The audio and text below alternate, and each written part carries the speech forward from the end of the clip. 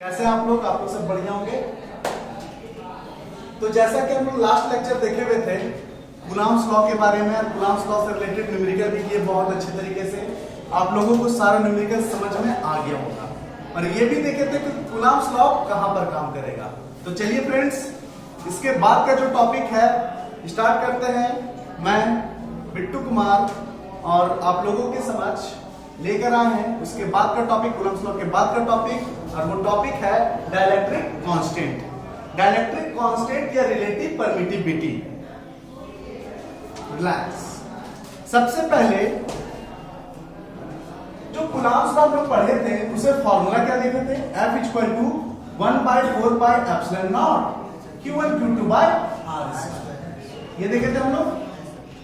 Okay, यहां पर ये जो नॉट है वो क्या शो करता है? Air vacuum. क्या शो करता है? Air vacuum. ओके, अगर इसको हटा दे तो ये क्या शो करने लगेगा? क्या शो करने लगेगा? मीडियम।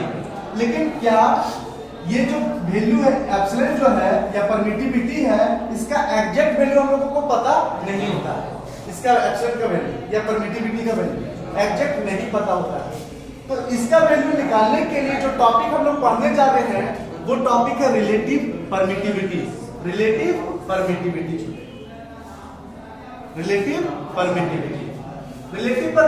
को डाइलेक्ट्रिक कांस्टेंट भी बोलते हैं। डाइलेक्ट्रिक कांस्टेंट, ये वर्ड अच्छे से देख लो। डाइलेक्ट्रिक वर्ड जो है ये आगे भी मिलने वाला है। इसका मतलब होता है बाधक। क्या होता है? बाधक। समझना ध्यान से। बाधक का मतलब जो चार्ज कूलॉम्स ने बोला एयर और वैक्यूम में काम करेगा। कहां काम करेगा? एयर और वैक्यूम में। वही चार्ज को अगर हम पानी में डुबा दें तो तुरंत फोर्स के साथ काम करेगा? क्या नहीं करेगा? नहीं करेगा। तो देख, पहले हवा में रखे हैं दोनों चार्ज को, अब कहां डुबा दिए? माध्यम में। माध्यम कुछ भी हो सकता है, पानी में कुछ भी हो सकता है। या माध्यम के रूप में हम पानी लिए मान ले, दोनों चार्ज को डुबा दिए तो क्या उतना ही फोर्स काम करेगा? नहीं मेरे भाई। अब फोर्स का वैल्यू चेंज हो जाएगा, मतलब कम हो जाएगा। फोर्स का वैल्यू कम हो जाएगा। ऐसे भी माध्यम में जाने के बाद फोर्स थोड़ा सा डिक्रीज करता है। याद रखना, माध्यम में आने के बाद फोर्स का वैल्यू कम होगा। कैसे कम होगा वो देखते हैं फ्रेंड्स। यहाँ पर जो डेफिनेशन लिखवा है ये डेफिनेशन खुद से इसको शॉर्ट कर दिए हैं, खुद से हम, तो इसका लॉन्ग फॉर्म में भी था, उसको नहीं याद रखना है, इसको याद रखना है। ठीक है, चलो देखो यहाँ डाइलेक्ट्रिक कांस्टेंट। डाइलेक्ट्रिक का मतलब क्या होता है? बाधक। क्या? बाधक। अभी हवा था, वैक्यूम था, यहाँ कोई भी बाधक नहीं है। अब यहाँ बाधक के रूप में कौन है? पानी। क्या है? बाधक के रूप में पानी छूटे। रिलेटिव मतलब क्या होता है? तुलनात्मक। क्या होता है? तुलनात्मक परमिटिविटी। तुलनात्मक परमिटिविटी के बारे में जानकारी लोग लेंगे। जैसे हम लोग स्कूल में पढ़े थे रिलेटिव डेंसिटी। क्या पढ़े थे? Relative density. तो रिलेटिव डेंसिटी जब हम लोग पढ़ रहे थे तो तुलना कर रहे थे पानी के रिस्पेक्ट में दूसरा का डेंसिटी क्या होगा, पानी के रिस्पेक्ट में दूसरा का डेंसिटी क्या होगा। तो रिलेटिव डेंसिटी पढ़े, उसी तरह से हम लोग यहाँ पर पढ़ेंगे हवा की तुलना में दूसरी जगह पर फोर्स का क्या वैल्यू होगा वो पढ़ेंगे।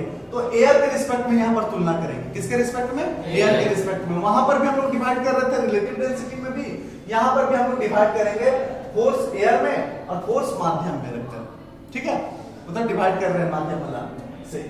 तो यहाँ क्या होगा फॉर्मूला छूटे? जब भी तुलना करेंगे किसी से तो हम लोग रेशियो लेंगे हमेशा। क्या लेंगे? रेशियो लेंगे। तो it is defined as the ratio of electric force in air to the electric force in medium. जो फोर्स एयर में होगा टू द एयर फोर्स, मतलब फोर्स मीडियम में होगा। इन दोनों के रेशियो को क्या बोलते हैं? रिलेटिव परमिटिविटी छूटे। एप्सिलॉन आर से डिनोट करते हैं। किस चीज से? एप्सिलॉन आर से डिनोट करते हैं। तो एप्सिलॉन आर बराबर क्या हो जाएगा? फोर्स एयर बटा फोर्स मीडियम। तो एयर के लिए फॉर्मूला क्या हो जाएगा छूटे? 1/4 pi epsilon naught Q1 Q2 by R²। अब मीडियम के लिए क्या हो जाएगा? नॉट हटा दे, मीडियम के लिए फॉर्मूला हो जाएगा। अब यहाँ से जो कट रहा है वो काट दे।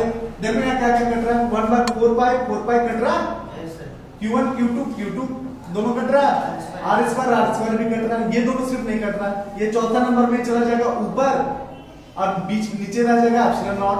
तो एप्सिलॉन ऊपर एप्सिलॉन नॉट नीचे। यहाँ से एप्सिलॉन बराबर लिखेंगे छोटे, epsilon naught epsilon R. Epsilon naught epsilon R. एक बात हम बता देते हैं, एप्सिलॉन आर का जो वैल्यू है वो क्वेश्चन के एंड में हमेशा दिया हुआ रहेगा।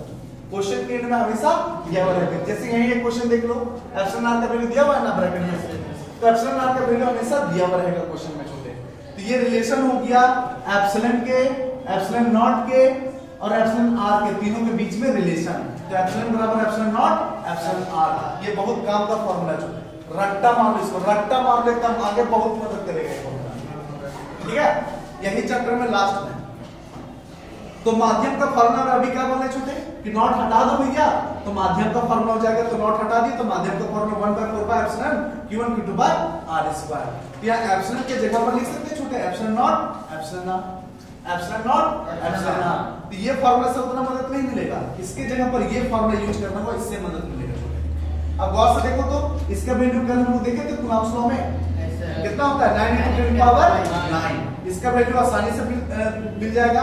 एप्सिलॉन आर का वैल्यू क्या बोल रहा है, क्वेश्चन में दिया हुआ है, क्वेश्चन में दिया हुआ रहेगा। देखो वहां दिया हुआ क्वेश्चन में q1 q2 का वैल्यू दिया हुआ रहेगा, पुट करेंगे, डिस्टेंस दिया हुआ रहेगा, पुट करेंगे और आंसर लिखेंगे मीडियम का। ठीक है, तो कुछ का वैल्यू हम बता दे रहे हैं। एप्सिलॉन आर रिलेटिव परमिटिविटी किसी का, जैसे वाटर का होता है एप्सिलॉन आर का वैल्यू 80, माइका के लिए, अभ्रक के लिए एप्सिलॉन आर का वैल्यू 6, मेटल के लिए एप्सिलॉन आर का वैल्यू इंफिनिटी और एयर वैक्यूम के लिए कितना होगा 1। कितना होगा 1 होगा। तो एक क्वेश्चन है, समुद्र का पानी पता है सोडियम का मात्रा होता है कैसे, खारा होता है ना जी, तो नमक का मात्रा होता है, नमक बोले तो NaCl, क्या होता है NaCl। तो यहाँ NaCl सेपरेट करके काची में रखा गया है पानी में छोटे। तो पानी में सोडियम और क्लोरीन का मात्रा यानी कितना डिस्टेंस बोला छोटे, कितना डिस्टेंस बोला रे 1 फर्मी। को बता सकते हैं एक फर्मी का वैल्यू कितना होता है, तो बता सकता है एक फर्मी का वैल्यू होता है, फर्स्ट में पढ़े थे 10 का पावर -15 मीटर, 10 का पावर -15 मीटर। ये डिस्टेंस है छोटे, डिस्टेंस मतलब r। सोडियम Q1 के जगह पर सोडियम Na+ है, तो एक इलेक्ट्रॉन का वैल्यू कितना होता है छोटे, पॉजिटिव फॉर्म में 1.6 × 10⁻−19 कूलम। Q2 के जगह पर क्लोरीन है माइनस के फॉर्म में, तो -1.6 × 10⁻−19 कूलम। जो फार्मूला होता है छोटे ये Q1 Q2 का, वो मैग्नीट्यूड के फॉर्म में होता है। कैसा होता है मैग्नीट्यूड के फॉर्म में। तो यहाँ मैग्नीट्यूड के फॉर्म में वैल्यू पुट करेंगे तो ये दोनों के दोनों प्लस में लेंगे छोटे, क्या चलेंगे प्लस में लेंगे। वाटर में रखा गया, एप्सिलॉन आर का वैल्यू कितना दिया हुआ है 80 दिया हुआ है, एप्सिलॉन आर का वैल्यू 80। तो मीडियम के लिए फॉर्मूला हो जाएगा 1 पहले लिखो force medium equal to 1/4 pi epsilon naught epsilon R Q1 Q2 r। तो इसका वैल्यू हम लोगों को पता है कितना होता है, इसका वैल्यू 9 × 10⁻⁹। बहुत बच्चे क्या करते हैं 4 का वैल्यू पुट करेंगे, पाई का वैल्यू पुट करेंगे, एप्सिलॉन नॉट का पुट करेंगे, एप्सिलॉन आर का पुट करेंगे और यहाँ पर लेंदी कर लेगा सॉल्यूशन। बहुत लेंदी हो जाता है छोटे उस तरह से। तो तुमको लेंदी नहीं करना है, कॉमन सेंस यूज करना है। इसका वैल्यू 9 × 10⁻9 और एप्सिलॉन आर का वैल्यू 80 दिया हुआ है। Q1 का वैल्यू कितना हो जाएगा 1.6 × 10⁻−90 इंटू Q2 का वैल्यू 1.6 × 10⁻−90। सर माइनस प्लस नहीं पुट कर रहे हैं, माइनस प्लस इसलिए नहीं पुट कर रहे हैं क्योंकि ये दोनों मैग्नीट्यूड के फॉर्म में यहाँ पर वैल्यू पुट करते हैं। मैग्नीट्यूड में माइनस प्लस नहीं लिखा जाता, प्लस में लिखा जाता वैल्यू। आर का वैल्यू कितना है 10 का पावर -15 स्क्वायर में है भैया, स्क्वायर डाल दिए। अब सॉल्व कर पाएंगे 1.6 16 गुना 16 256 और 9 से गुना कर लेंगे थे 23.04 हुआ था, 23.04 नीचे में 80 है। 10 का पावर 9 10 का पावर 19 10 का पावर -19 इन दोनों को जोड़ें तो -38 और 10 का पावर 9 को घटाएंगे तो 10 का पावर -29 और 10 का पावर -15 का स्क्वायर करें तो 10 का पावर -30 कितना होगा -30। अब यहां से कट जाएगा रे, ऊपर चढ़ाएंगे तो 10 बचेगा, ऊपर कितना बचेगा 10, तो ऊपर में सिर्फ 10 बचेगा। एक जीरो से एक जीरो कट जाएगा छोटे। अब इसको डिवाइड देना आता है, नहीं डिवाइड दे पाएगा। 8 × 16.3 और 4 7 70 हो जाएगा। 8 9 63 7 बचेगा। 8 64 होता है ना, 8 64 8 9 72 इतना तुम्हारा आएगा, इतना न्यूटन आंसर 2.89 न्यूटन। आया समझ में?